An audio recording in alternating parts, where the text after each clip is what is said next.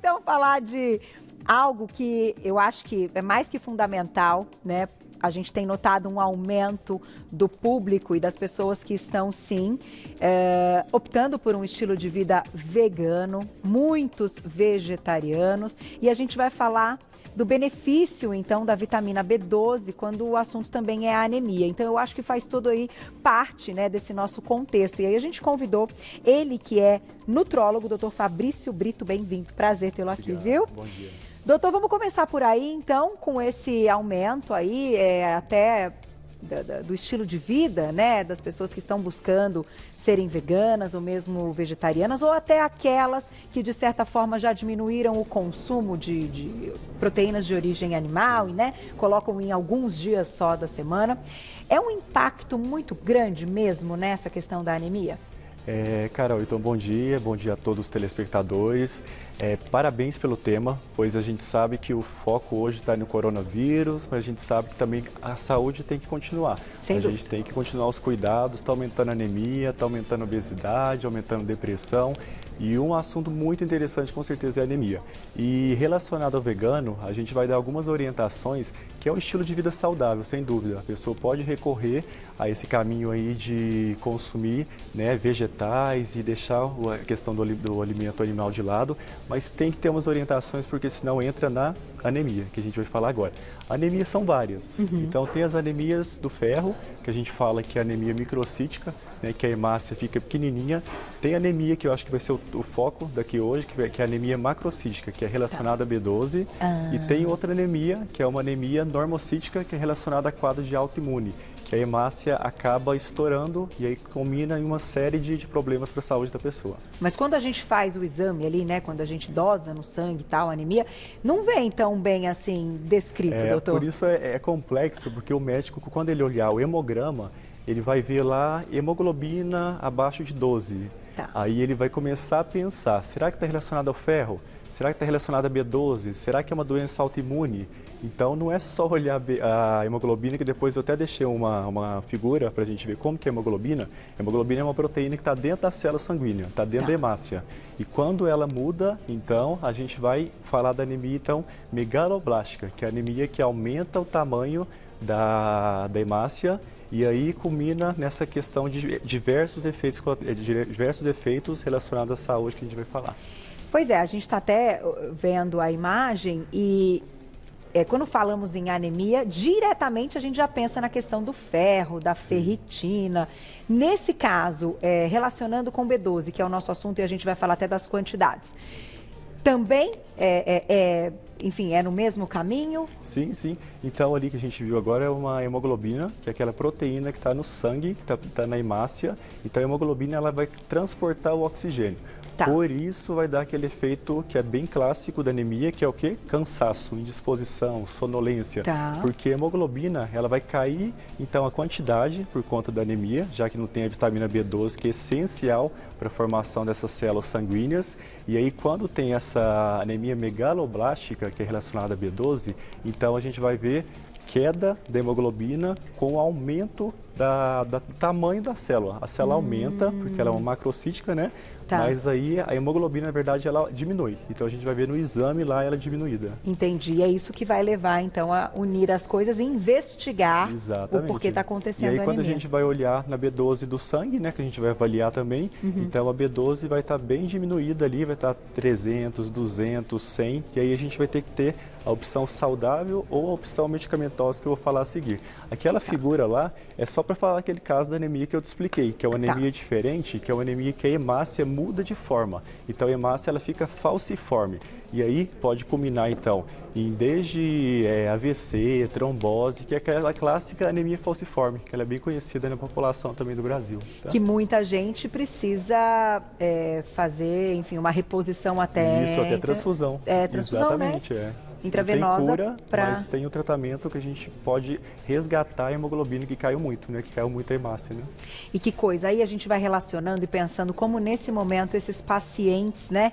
estão agindo, a Lia falou há pouco que muita gente tem deixado de consultar o médico por outras coisas com medo de se contaminar com o coronavírus. Agora, imagina uma pessoa que tem, então, essa anemia, que é fortíssima, que precisa de transfusão, e porque rapidamente, né, enfim, essa... Sim, não, e tem, o sangue e tem prejuízos demonstra... sérios. Inclusive, se a pessoa tiver uma hemoglobina muito baixa, 4, que a gente vai precisar fazer uma transfusão no hospital, se ela não fizer isso rápido, ela até tem impacto de morte, inclusive. De desmaios, né? Já vi, né, doutor? Sim, tem pessoas que não conseguem sair da cama. Sim, tem problemas graves de saúde. Olha isso, gente. Então, assim, ainda que com tudo, eu comentei outro dia, né? A gente, infelizmente, só ganhou mais um problema, mas os problemas que já existem, eles não deixaram Mas, cara, o que é uma ferramenta muito boa, até para deixar para a população de todo o Brasil, é a telemedicina. Então, a gente pode atender esse paciente à distância, e aí o paciente faz os exames, e aí o médico consegue passar os medicamentos via telemedicina. É isso, gente, não pode deixar de lado. Vamos colocar a perguntinha do público e já a gente vai falar aqui de todos os alimentos, então, e entender aí a quantidade que eles têm. Valéria, obrigada. Um beijo para você. Estou deixando aos poucos de comer carne, já tinha tentado há uns 20 anos. Me deu anemia forte, mas agora estou tomando aquele, levedo de cerveja, que é aquela Nutritional Yeast, pode ser, né? Que ela comenta que, né, já há uns anos tentou parar de comer carne vermelha, ela teve então a anemia e agora ela está usando o levedo de cerveja e ela pergunta se é eficaz mesmo. Você trouxe? Olha, a gente trouxe sim, só deve... parece... Esse aqui. Isso mesmo. Então, Carol, é uma pergunta muito importante, então parabéns até a Valéria, porque vai até me ajudar no meu trabalho aqui.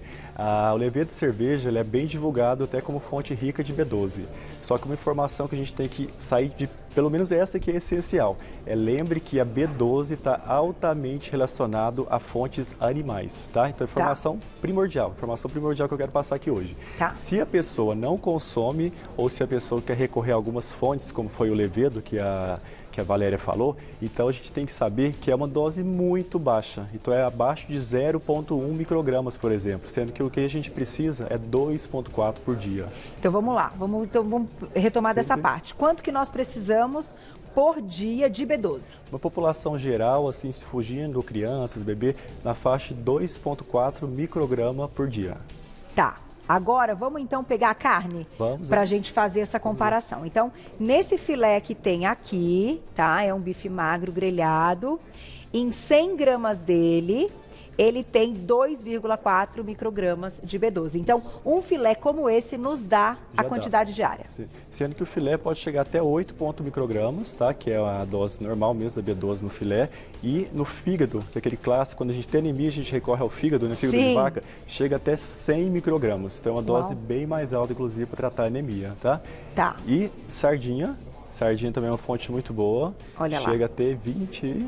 Aqui está dizendo 8 microgramas. 8 microgramas em 100 gramas, verdade, porque eu estou relacionado à quantidade maior. 8 microgramas em 100 gramas. Então é uma dose também boa para a gente mostrar que está relacionado à fonte animal. Tá. E o frango, eu só não recordo. Vamos lá, o frango. 2,3. Então também com um filé em 100 gramas de frango a gente já consegue a quantidade diária. Já consegue, exatamente. Agora, se a gente for recorrer à fonte vegetal, que geralmente é a questão que o vegetariano restrito, que é aquele que não consome nem ovo, nem leite e derivados, ou é o vegano, que tem aquela opção, além da fonte alimentar, ele também tem o comportamento sem aquele recurso animal. Então, creme, tudo relacionado ao animal, ele não consome. Tá. Então, quando a gente for recorrer a isso, é aquela informação que eu falei. Então, níveis muito baixos de B12, tá? Tá. Pode ser aquela alga que é famosa nas redes sociais, no site, que é a clorela. Deixa eu só ver a quantidade para ter uma ideia. Sim, tá meio distante para mim, pedir para os meninos fecharem um olho ali no monitor. Para a gente saber quantas algas. Então, em 100 gramas, a gente teria 0,1 micrograma. Isso. Então, é muita alga. Mas se a gente juntar a alga com o brócolis, que em 100 gramas... Nada. O brócolis não tem. Isso que eu quero deixar claro. A fonte vegetal não tem quase nada. Não tem quase, é 0, alguma coisa ou zero. Só que daí tem uma opção prática também, Carol, porque tem algumas fontes, né, industrializadas, por exemplo, uma sopinha ou mesmo um cereal, tem um sistema na embalagem, a gente vai ver, é enriquecido com B12. Aí a pessoa não precisa consumir nem suplementos, mas aí aquela fonte lá industrializada já vai ter a B12 enriquecida. E aí pode ser bacana. Aí pode ser bacana. Vamos ver o Nutritional Yeast, então, que você comentou que tem um pouco. Em 0,1 também. Isso. Então também não faz aí tanta diferença. Vamos ver o ovo. O ovo é legal. O ovo é bom. Ah, tem pouco até? 0,4? Achei que tivesse mais. Até lembrando, porque o ovo tem a gema e tem a clara. A gema é onde mais concentra a B12. A gema está na faixa de 0,4, 0,5 cada gema. Então não é tão fraco assim. E a clara, 0,1, 0,2. Vamos colocar cada ovo tem 0,7, né, de B12. Então comendo 4 ovos, a gente já tem a quantidade também. Suficiente. Né? Tá aí. O leite também. O leite é uma opção boa também. Ah lá, em 200 ml, 0,75 microgramas também é ótimo, né? E derivados, em iogurte também tem 0,80. Só eu recordo 0,53 iogurte, é um pouquinho menos. Bastante. Ó, queijinho, vamos ver queijinho. O queijo, 3, o queijo tem uma dose já boa. 100 gramas. Em 100 gramas. Então, claro, quem consome proteína de origem animal ao longo do dia também, em todas as refeições, vai ter sim a sua quantidade de vitamina B12 certinha. Sem dúvida. Vou colocar a perguntinha do público. Quem escreveu pra gente, olha lá. Obrigada, Ana Lúcia, um beijo. Anemia e deficiência de vitamina B12 só acometem pessoas que praticam, então, esta alimentação vegetariana e vegana? Boa pergunta, né, doutor? Já a gente conta, Ana Lúcia, também quero saber. Obrigada. A pergunta é se essa anemia e deficiência de vitamina B12 só acomete, então, as pessoas que optam por esse estilo de vida. Olha, Ana Lúcia, pergunta boa também, até me apertou aqui agora.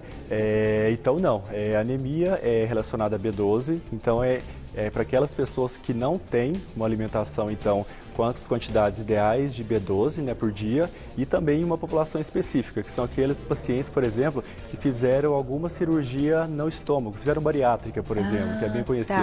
E aí o estômago, ele vai lançar uma substância que é fator intrínseco, que vai ajudar a B12 a ser absorvida. Se não tem aquela parte do estômago que fez a cirurgia, então a gente vai precisar, então, administrar injetável, direto no músculo, para aquela absorção ser mais efetiva. Olha. Então, nesses dois casos, Ana Lúcia, para quem não alimentou com as quantidades ideais de B12 e para aquelas pessoas que fizeram cirurgia, não tem absorção correta da B12 no corpo. Então, esses dois casos aí. Muito bom. Vamos colocar mais uma perguntinha e depois a gente vai falar, então, das reposições, se não for com a questão alimentar, né? Na tela, quem escreveu pra gente. Obrigada, Bruno, um beijo. Minha menstruação diminuiu o fluxo, né, menstrual, e descobri que eu tô com anemia. A anemia interfere no fluxo menstrual? Olha aí, Carol, por isso que eu quis falar aquela introdução sobre anemias, pois é uma bem ampla a questão da anemia. Então a gente falou da anemia B12, que é o foco do tema de hoje, mas tem a anemia ferropriva, que foi a pergunta dela. Então, quando tem algumas situações como sangramento, menstruação prolongada, pode levar assim a questão da anemia ferropriva, que é aquela anemia que a hemácia fica bem pequenininha. E quando a gente vai olhar no hemograma, a hemoglobina está baixa, só que está relacionado, quando a gente vai fazer o exame, ao ferro. Então a gente vai ver o ferro e vai repor com ferro, sulfato ferroso. Aí sim a gente pode entrar com as opções que tem ferro, que seria o brócolis, vegetais verdes escuros. Tá, por isso eu acho que no início até da entrevista eu comentei que logo falamos em anemia, a primeira coisa que a gente pensa é o ferro. Exato. Porém, a gente tem que entender então os tipos para ver se de fato é o ferro ou é a falta da vitamina B12. Tem mais perguntinha, né? Na tela, olha lá. Obrigada, Regina, um beijo. Dermatite herpetiforme pode levar a anemia ou câncer no sangue? Olha, então, a deficiência dessa anemia B12 pode culminar, sim, em algumas alterações dermatológicas, inclusive com queda de cabelo, além daquelas que a gente falou, que é irritabilidade, cansaço, sonolência, a imunidade baixa. Então, pode ter relação, sim, com algumas dermatites, sim, tá? B12. Agora, a questão do câncer é mais complexo falar, porque câncer é muito complexo, a interação do ambiente com a questão genética, né? Ou não, ou somente do ambiente ou somente genético. Então, tem que relacionar qual tipo de câncer para falar melhor essa pergunta. Perfeito. Vamos falar, então, dessa parte aqui, doutor, que é aí uma forma, né, então, dessa suplementação, caso a pessoa, de fato, tenha o estilo de vida vegano ou o vegetariano, que não vai consumir também proteína de origem animal, ou que o ovo ainda não chegue na quantidade. O que a gente tem aqui? A gente pode começar por aí, Carol, essa ampolinha vermelha. Daí para cá é isso mesmo. A segunda, ela é uma reposição de vitamina B12. Então aí tem cerca de 2.500 microgramas de B12. Então é uma dose bem alta para a gente usar naqueles casos que tem uma deficiência maior nos exames de sangue. Então é uma opção que a gente pode usar sim, que é injetável. Injetável, ok. E esse chip da beleza que está aqui do lado? E depois, quando você for finalizar, eu trouxe alguns avanços que pode até ajudar os seus telespectadores, que é o avanço da medicina, que eu trouxe os hormônios bioidênticos que são em creme, o chip da beleza e os suplementos que estão bem altos também para enriquecer o assunto hoje. Olha que legal. E a gente comentou na primeira pauta, não sei, doutor, se você estava assistindo, a gente falou da questão da menopausa precoce e a gente tocou no assunto dessa reposição hormonal com bioidênticos. Então hoje é uma realidade e dentro da sua especialidade, o que você acha que de fato tem sido muito bem-vinda? Sem dúvida, isso eu vejo até no dia a dia dos meus pacientes, quando eu vejo os exames, porque a gente não vai usar hormônio sem necessidade. A gente vai ver os exames e vai fazer a prescrição conforme o paciente. Quando a gente usa esse hormônio bioidêntico, que geralmente é o passo inicial, que é esse creme, que a pessoa pega uma quantidade de creme, esse aqui, e aí sai um creminho mesmo que a pessoa aplica no braço e faz uma massagem e absorve. E aí quando a gente vai comparar o próximo exame, tem um aumento bom. E ele combina em efeitos colaterais menores, uma aderência melhor do paciente, porque ele vai ter um efeito colateral mais grave. Muito boa opção. Doutor, agora uma pergunta relacionando com o momento que a gente está vivendo, né? A gente tem comentado da questão do estresse e tal, e que de fato, para todo mundo, obviamente que aumentou, né? Ele também, né, esse aumento, esse pico de estresse que a gente está tendo, de tudo que a gente está vivendo, ele vai ter aí alguma relevância, ele, enfim, pode sim trazer um prejuízo hormonal pensando no todo daqui a pouco? Olha, Carol, a questão de estresse, a gente vê que tem esse aumento do cortisol e essa formação de alguns radicais livres ali quando tem um estresse bem mais atípico, acima do normal, que a gente sabe que vai ter uma lesão na célula e pode culminar em alguns prejuízos da nossa saúde, sim, sem dúvida. Isso aí pode repercutir em dermatite, em queda de cabelo, em pacientes mais ansiosos, deprimidos, tudo relacionado ao cortisol. Mas, com certeza, tem pesquisas boas mostrando essa relação do cortisol com o impacto na saúde. Tá aí, gente. Então, temos que ficar atentos. Tem mais perguntinha, dá tempo. Quem escreveu pra gente na tela, olha lá. Obrigada, Rúbia, um beijo. Eu tenho anemia por conta do mioma. Já fiz vários tratamentos, mas toda vez que menstruo vem muito fluxo. Olha, pergunta também muito boa, viu, Rúbia? Tem vários pacientes que têm essa anemia por conta do mioma, que aí cada caso o ginecologista vai avaliar para ver se é o tratamento cirúrgico ou não, qual que é a melhor medida. Mas se não tiver esse tratamento definitivo que a gente fala, a gente vai fazer um tratamento sintomático e corrigir o ferro, né, que está relacionado à anemia dela. Então, nesse caso, a gente vai suplementar com sulfato ferroso ou Dragia comprimido ou mesmo injetável, sulfato ferroso injetável. Que seria aí um controle do problema e não... do problema, exatamente. Né, conviver com ele, mas tem que ser o médico de forma avaliar. branda. Isso. Só para fechar, a gente não mostrou os suplementos. Por favor, meninos, aqui, ó, a gente tem a plaquinha então indicando, temos cápsula e como você colocou, a gente também já tem em pó. Isso, tem então o ômega 3, que é aquela cápsula gelatinosa que está relacionada à questão cardíaca, que a B12 tem um impacto muito bom no sistema cardíaco e sistema nervoso, tá? É bom a gente deixar claro, além daquelas formação de célula sanguínea. Então o ômega 3 contribui muito para essa questão cardíaca, tá? Um protetor cardíaco. Outro ali, em pó, então é um suplemento de proteína, que a população também pode consumir com critérios, cada um com sua dose, que pode contribuir até a questão imunológica, inclusive, em reposição de proteína. Então tem muita gente consumindo a suplementação, que eles falam suplementação vegana, isso, que vem da proteína da ervilha, proteína de outras fontes. Bem lembrado, seria proteína vegana, não seria o whey, exatamente. Não seria o whey que é do leite, né? Mas que também nos ajuda. Muitos efeitos. Tá aí, doutor, muito obrigada. Eu que agradeço, muito Carol. bom o assunto. Quem quiser saber mais, pode ir lá no Instagram para seguir o trabalho do doutor Fabrício Brito, que é nutrólogo, @doutor abreviado Fabrício M. Brito. Doutor abreviado Fabrício M. Brito. Eu vou deixar um contato para vocês, que é o 94970-0866. 94970-0866. Vocês já encontram aí o trabalho do doutor. Muito obrigada e até a próxima, Carol, doutora. Adorei, muito bom.